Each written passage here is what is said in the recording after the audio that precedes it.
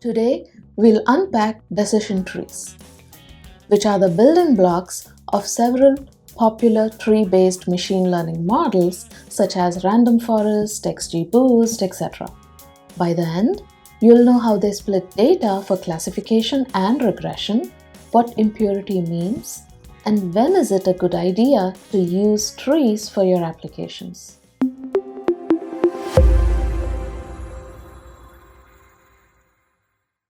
Welcome to AI Club Pro, where we make AI concepts feel like everyday ideas. Today's topic is decision trees. Let's spend a minute revisiting how machine learning works with data. Data consists of features and labels. If labels are categories, it is called classification. If labels are numbers, it is called regression. Decision trees can handle both. Idea is that a machine learning model will learn from training data, which consists of both the questions and the answers, also called features and labels. Once the model has learned these patterns, it's ready to make predictions, where it expects you to provide features and it will predict the label value as its output. Today's topic is decision trees. Let's jump into what decision trees are. Think about how a doctor diagnoses a disease when a patient visits. They'll ask a question, follow up with another, and so on, and each answer narrows the possibilities. A decision tree works the same way. At each step, it asks the best question to make a good prediction. We'll now look at how a decision tree model is constructed based on a given dataset, when the problem we are solving is of type classification. We will get to regression in a little bit. Let's say our model is predicting whether a fruit is apple or orange. The features are weight and sweetness, where the weight is in grams and the sweetness is on a scale of 1 to 10. The dataset that you see on the screen is a simple example to get started with. We'll pick the best question at each step by how much it reduces impurity, specifically the Gini impurity. Let's quickly go over some terminology that is needed to understand the decision trees. The root is the top box. It asks the first question. The first question often does the most sorting. A node, which could be an internal node, is a box in the middle that asks another question. More questions lead to cleaner groups. A leaf is the last box where you stop and don't ask any more questions. Leaves make the final prediction. Then there is true or false direction. Usually we'll send true to the left and false to the right. This just makes the diagram easy to read every time. Now that we have the basic terminology out of the way, let's start building our tree. So how do we get started? We have to pick which feature should be used in the root node. Our goal is to split the data so each side is as pure as possible. Something is called pure when all the samples that arrive at that node are of a single class. This will become more clear as we build the tree. Instead of purity, usually one refers to impurity in each node, which is the opposite of being pure. Impurity means how mixed is this group. A lower number is better. Cleaner groups result in easier and more confident predictions, and that's usually the goal of the decision tree. Mathematically, there are many ways to measure impurity. Popular methods are the Gini impurity, entropy, and information gain. We'll use Gini impurity in this video. So let's look at a few candidates for the root node. Let's use weight be greater than or equal to 205 grams as a candidate. This makes sense since heavier fruit tend to be oranges here. If we look at our samples, IDs 5, 6, 7, 8, 9, and 10 agree with the condition of being greater than 205 grams. 5 of these samples are oranges and 1 sample is an apple. This means that the probability of a sample being apple is 1 over 6 and the probability of a sample being orange at this leaf node is 5 over 6. Calculating the Gini index for the node is actually quite simple. Gini index is calculated as 1 minus square of probability of the sample belonging to apple minus, again, the square of the probability of the sample belonging to the orange class. It turns out to be 0.2778 in this case. Now let's look at the other node where the weight is less than 205 grams. There are 4 samples with IDs 1, 2, 3 and 4 that satisfy this condition. It turns out all the samples are orange. In this case, the probability of a sample being orange here is 0. And the probability of it being an apple is 1. You can now see that the Gini impurity of this node is equal to 0. This is a pure node. We now calculate the weighted child impurity, which is a combination of the impurity in both child nodes, and it's usually calculated as a fraction of samples at each node, which is 6 over 10 for the left node and 4 over 10 for the child node in this case. And these values are multiplied with their respective Gini impurities. This turns out to be 0.1667. We'll consider this to be the overall impurity resulting from splitting based on weight at 205 grams. Let's consider a few other candidates at the root node. Let's say instead of picking the weight, we pick sweetness being greater than 6.5 to be the criterion for the split. Usually, sweeter fruits turn out to be apples, but not always, of course. Apples can sometimes be tart as well. Using the same calculation that we saw in the previous case, we see that the Gini impurity of the left node is 0.3775 and the right node is 0.4444, resulting in a weighted child impurity of 0.4167, which is greater than the previous case where we used weight at 205 grams as the criterion. Clearly, candidate A is the winner here. So let's go with candidate A. You can see that the tree is alright, but one of the nodes is not pure yet. We could work further on this node and split it to make it purer. However, only 6 samples exist at this node. Therefore, the splitting criteria will be based on just these samples. We never look at the rows that don't reach this node. We split only based on what's in front of us.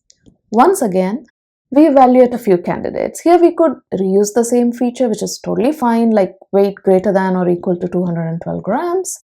If we do that, we could get a pure node on the left when it's true and an impure node on the right, where we have one example of orange and one example of apple.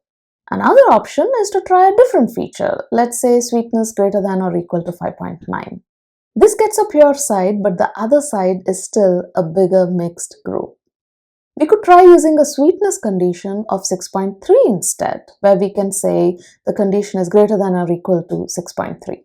Once again, this results in the same shape, one pure side and one tiny 2-row mixed side.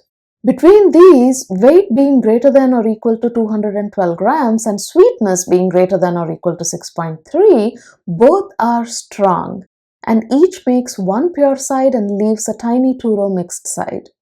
To keep it intuitive, let's reuse the weight and pick weight greater than or equal to 212 grams here. Now we are at a little node with IDs 5 and 10, and there are 2 super simple options here, and either of them will work.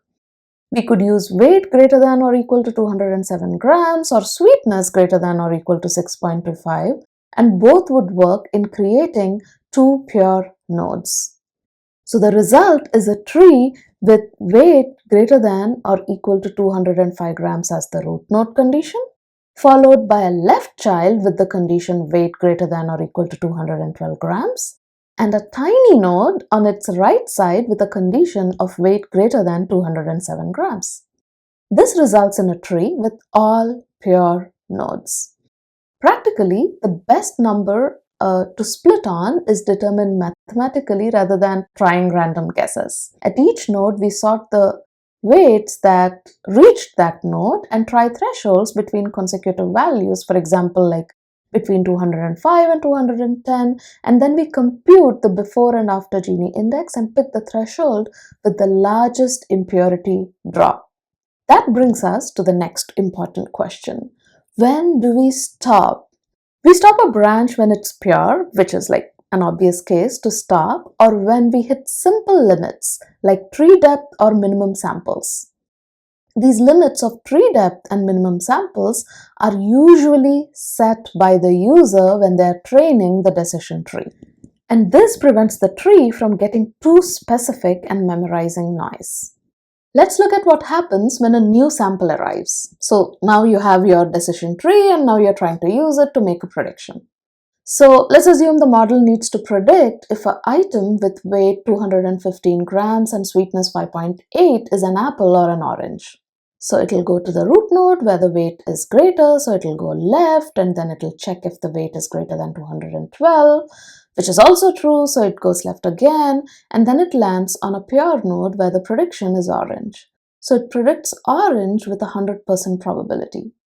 Similarly, if an item with weight 210 grams and sweetness of 6.4 comes in, it goes to the left node first and then to the right node since its weight is not greater than or equal to 212, which makes the prediction apple. Note that we didn't even need sweetness along these paths. Trees only use the features that appear on the route to the leaf. Now let's look at how this could work for regression. In regression, leaves don't say apple or orange, right? They output a number. Each leaf predicts the average of the training values that land there. We choose splits that make numbers in each group tight. We'll score tightness with sum of squared errors, SSE, and a lower number is always considered better. So let's again consider a data set where you have 10 samples, and this time we are looking at house prices and the features are size and age. Similar to what we saw before, we have to pick a condition for the root node. Similar to classification, we will again route the rows left or right. The difference is that we compute at each leaf the average and get the total sum of squared errors as the score instead of the Gini index. We pick the feature and the value that gives us the lowest sum of squared errors. Let's look at a few candidates for this particular example. Let's start with size being greater than or equal to 2000. In this case, the left node has the IDs 6, 7, 8, 9, and 10, while the right node has the IDs 1, 2, 3, 4, and 5. The left node average is 398 and the right node average is 277. The sum of squared errors is $10,560. If we evaluate for age being less than or equal to 10 instead, we will get a sum of squared errors of 12,318, which is of course greater. And if we consider another criterion, like for example, what happens if the condition is size being greater than or equal to 2,100? Right? And in this case, the sum of squared errors is 12,122. Clearly, the winner is the condition of the size being greater than or equal to 2000 because that has the lowest SSE. Okay, so that makes sense. So where do we go from here? Should we split the nodes further or should we stop? Note that in case of the right node where the prediction is $277,000, the sum of squared errors for the node is 4,280, which is already fairly tight, while that for the left node is 6,280. It makes sense to split the left node more given the larger sum of squared errors. So if we go with that thought process, we will be working on a node which has the sample IDs 6, 7, 8, 9, and 10 with prices $350, $370, $400, $420, and $450,000. We only use the rows that reach this node, which is exactly like how we did in classification. Again, let's try a few quick questions with the same scoring idea. For a condition of size being greater than 2200, the sum of squared errors is 1466, which is quite good. And if we look at other conditions, like for example, the age being less than or equal to 7, the sum of squared errors is 3400, which is also okay, but not as good as 1466. So we'll go with option A. The final decision tree has a root condition of size being greater than or equal to 2000, followed by a child node where size being greater than 2200 square feet is the condition of the child node. When a new house with a size of, let's say, 2150 and an age of 6 comes in, it goes through the root node, and since the size is greater than 2000, it goes left, and then it checks for size be greater than or equal to 2200, which is not satisfied, so it goes right to the leaf node and predicts the price to be $360,000. So that's how the prediction works in case of regression. So instead of a category, it is predicting a number, and usually the number at the leaf nodes is the average. So again, in case of regression, how do we decide to stop? So one can stop a branch when more splitting doesn't reduce the error enough, or you hit limits like minimum samples for leaf or max depth. A common simple rule is that you require a minimum leaf size. What that means is if there are less than a certain number of samples at a node, we will not split it further. Sometimes a leaf can also hold a tiny regression model trained on just the rows that reach that leaf. This is called a model tree. It can make predictions smoother with fewer splits, but it's a bit more complex. In this video, we'll stick to the average leaves. Now here, note that a tree can keep splitting until it memorizes the training dataset, right? That's possible. That works okay on training, but it's quite wobbly on new data. And there are two simple ways to tame it. One is pre-pruning, where you stop early.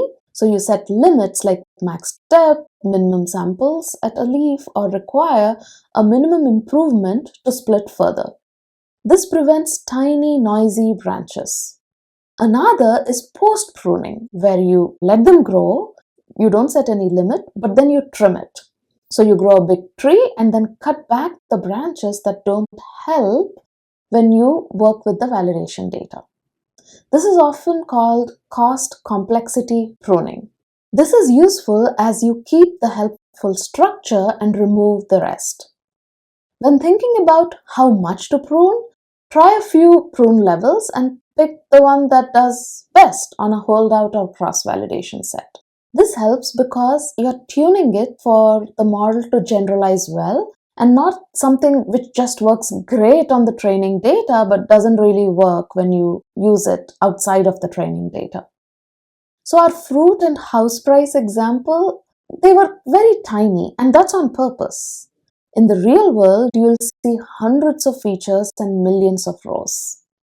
Practically, use a tree when you want clear rules on tabular kind of data. It handles numbers and categories together. It needs very little prep, and it deals well with the missing values. Predictions are fast and the path is easy to explain. This type of model is a good baseline model and great for explaining your decisions. However, of course, it has limitations. Single trees can be sensitive. Small data changes can pick different splits. They can overfit if they grow too deep, and in such cases, pruning helps. For regression, leaves predict averages. They don't extrapolate far beyond what they saw unless you have those little regression models at the leaf nodes. So skip a single tree if your inputs are raw text, images, or audio. Use models that are made for those kinds of modalities. If you need very smooth predictions, a single tree's steps may feel chunky. If the dataset is tiny and noisy, a deep tree can memorize the quirks and you need to use stronger stops or a simpler baseline. In summary, start with a tree for tabular problems, use max depth and minimum samples to stay honest, and prune if needed. If a single tree feels unstable or underfits, try an ensemble of trees later. So decision trees are easy to explain, work with mixed features, they can model nonlinear interactions, they're quite fast with their predictions, and they are missing value friendly. So decision trees essentially turn questions into clean, explainable rules. They shine on everyday tables with simple preparation and fast predictions. But when you use them, you need to know their limits, prune when needed, And that could actually result in a solid, trustworthy baseline for your problem. So that's a wrap. Thanks for joining us on AI Club Pro. Hit that subscribe button for more eye-opening AI stories and insights. Stay curious and keep exploring.